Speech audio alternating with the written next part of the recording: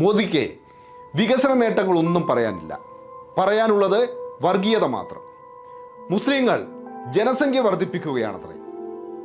ധീരദേശാഭിമാനികളായ നിരവധി മുസ്ലിങ്ങളുണ്ട്. അവരൊന്നും ബ്രിട്ടീഷുകാരുടെ ഷൂ നക്കിയിട്ടില്ല.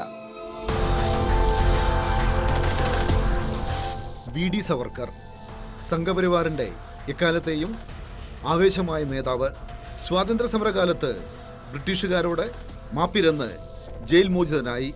1913 നവംബർ 14 ആന്തമാനിലെ സെല്ലുലാർ ജയിൽ.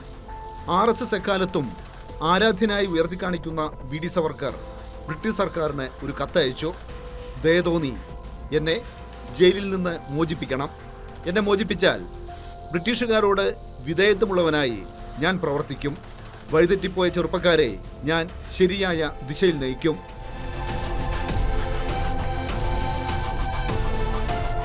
ഇനി മറ്റൊരു നേതാവിനെ പരിചയപ്പെടാം. അസീമുള്ള ഖാൻ, മറാത്ത പേഷ്വ നാനാ സാഹേബിൻ്റെ പ്രധാനമന്ത്രി. 1857 ഒന്നാം സ്വാതന്ത്ര്യ സമരത്തിൽ ബ്രിട്ടീഷുകാർക്കെതിരെ ധീരമായ പോരാട്ടം നയിച്ചു. പ്രക്ഷോഭങ്ങളും ചെറുത്തുനിൽപ്പുകളും അസീമുള്ള ഖാനെ തളർത്തി. രോഗപീഠകൾക്ക് കീഴടങ്ങി അന്തരിച്ചു. അസീമുള്ള ഖാനെ എല്ലാവരും ഓർക്കണം, പ്രത്യേകിച്ച് സംഘപരിവാറുകാർ. കാരണം ഭാരത് മാതാ കി ജയ് എന്ന മുദ്രാവാക്യത്തിന്റെ സൃഷ്ടാവ് അസീമുള്ള ഖാനാണ്.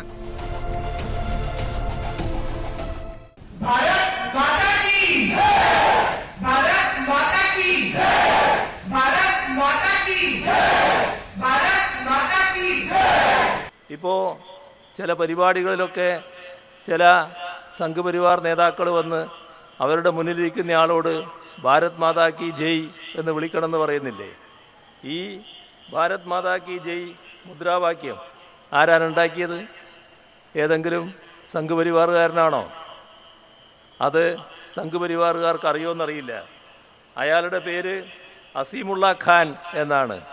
അസീമുള്ള ഖാൻ ഈ പറയുന്ന സംഘപരിവാറിൽപ്പെട്ടയാളല്ല എന്നത് അവർക്കറിയുമെന്നറിയില്ല.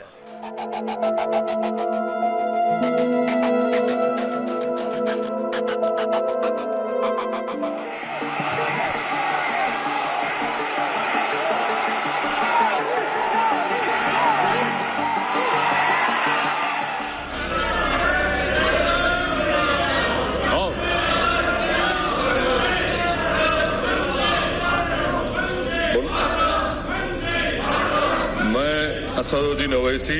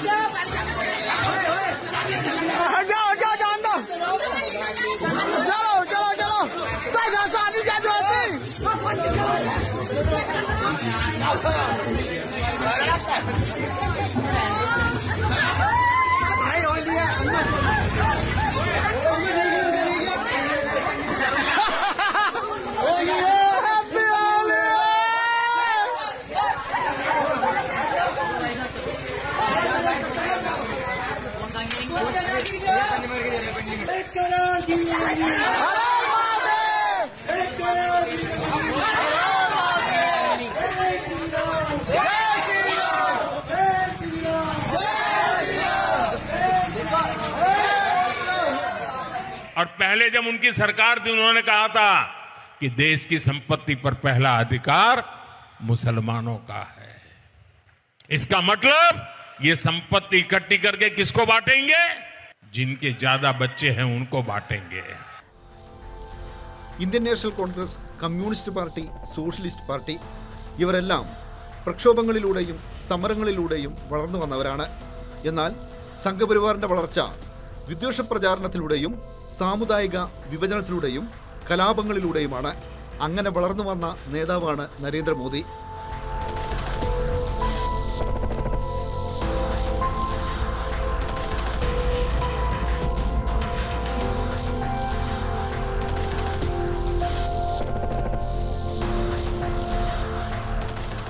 പ്രതിസന്ധി ഘട്ടങ്ങളിലെല്ലാം മോദി മുസ്ലിം വിരുദ്ധ പ്രസംഗങ്ങൾ നടത്തും. LK അദ്വാനിയുടെ രഥയാത്രയിലൂടെ വളർന്ന നേതാവാണ് മോദി. എന്നാൽ വർഗീയത ആളിക്കത്തിക്കുന്നതിൽ മോദി അദ്വാനിയെ കടത്തിവെട്ടി. അങ്ങനെ സംഘപരിവാറിന്റെ പ്രിയപ്പെട്ടവനായി. ഗുജറാത്ത് മുഖ്യമന്ത്രിയായി. 2002 നടന്ന ഗുജറാത്ത് കലാപത്തിന്റെ മുഖ്യ ആസൂത്രകനായിരുന്നു. കലാപത്തെ തുടർന്ന് വർഗീയ വിഷം ചീറ്റിക്കൊണ്ട് ഗുജറാത്തിലൂടെ മോദി ഗൗരവ് യാത്ര എന്ന പേരിൽ ഒരു യാത്ര നടത്തി. യാത്രയിൽ മുഴുകിക്കേട്ടത് മുസ്ലിം വിരുദ്ധ പ്രസംഗങ്ങൾ. മോദിയുടെ അന്നത്തെ ഒരു കുപ്രസിദ്ധ പ്രസംഗം ഇങ്ങനെ: നാം എന്ത് ചെയ്യണം? അവർക്കായി ദുരിതാശ്വാസ ക്യാമ്പുകൾ നടത്തണോ? കുഞ്ഞുങ്ങളെ ഉൽപ്പാദിപ്പിക്കുന്ന ക്യാമ്പുകൾ നടത്തണോ? എന്നാൽ ചിലരെ സംബന്ധിച്ച് ഹം 5 ഹമാര 25. 2017 UP നിയമസഭാ തെരഞ്ഞെടുപ്പ് പ്രചാരണങ്ങൾക്കിടെ വർഗീയ ധ്രുവീകരണം ഉണ്ടാക്കാനായി മുസ്ലിങ്ങൾക്ക് നേരെ മോദിയുടെ വീണ്ടും അധിക്ഷേപം. ഒരു നാട്ടിൽ ഖബറിസ്ഥാൻ പണിയുന്നെങ്കിൽ അന്നാട്ടിൽ ശ്മശാനവും പണിയണം. റംസാന് വൈദ്യുതി മുടങ്ങാതെ ലഭിക്കുന്നെങ്കിൽ ദീപാവലിക്കും അങ്ങനെ തന്നെ കിട്ടണം. 2019 ജാർഖണ്ഡിലെ ദുംകയിലെ റാലിയിൽ പ്രസംഗിച്ചതിങ്ങനെ: പാർലമെന്റ് പാസാക്കിയ നിയമത്തിനെതിരെ പ്രതിഷേധിക്കുന്നതിന്റെ പേരിൽ അക്രമം നടത്തുകയാണ്. അക്രമം നടത്തുന്നവരുടെ ചിത്രങ്ങൾ TV-യിൽ വരുന്നുണ്ട്. ആരാണ് ഈ അക്രമികൾ? അവരുടെ വസ്ത്രങ്ങളിൽ നിന്ന് മാത്രമേ അവരെ തിരിച്ചറിയാൻ കഴിയൂ.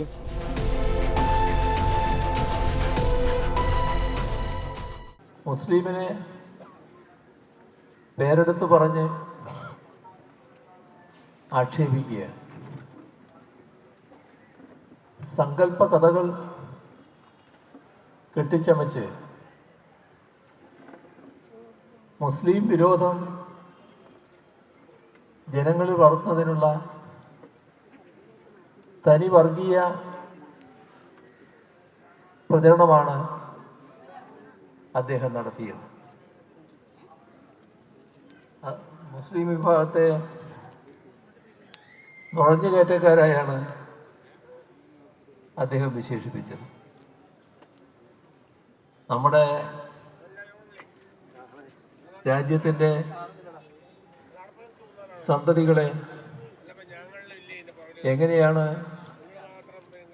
നുഴഞ്ഞുകയറ്റക്കാർ എന്ന് വിശേഷിപ്പിക്കാൻ പറ്റുന്നത്? തലമുറകളായി ഇവിടെ ജീവിച്ചു വരുന്നവരാണവർ. രാജ്യത്തിൻ്റെ എല്ലാ ഘട്ടങ്ങളിലും നമ്മുടെ രാജ്യത്തിലെ ജനങ്ങൾ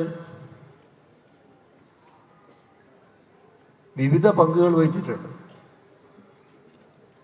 സ്വാതന്ത്ര്യ സമര പ്രസ്ഥാനമെടുത്താൽ അതിനകത്ത്